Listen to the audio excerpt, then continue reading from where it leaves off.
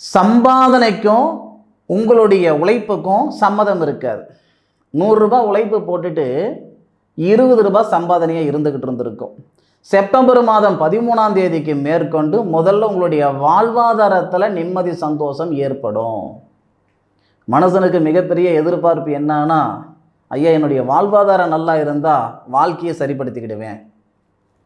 மேசராசியில் பிறந்தவங்களுக்கு வரக்கூடிய செப்டம்பர் மாதம் 13ஆம் தேதிக்கு மேற்கொண்டு 100% வேலை வாய்ப்பில் இம்ப்ரூவ்மெண்ட் தரப்போகுது. உங்களுடைய பிரதானமான எதிர்பார்ப்பு வேலை வாய்ப்பு. அந்த வேலை வாய்ப்பில் இருக்கக்கூடிய சிக்கல்கள், இன்னல்கள், தொந்தரவுகள் நீங்க போகுது.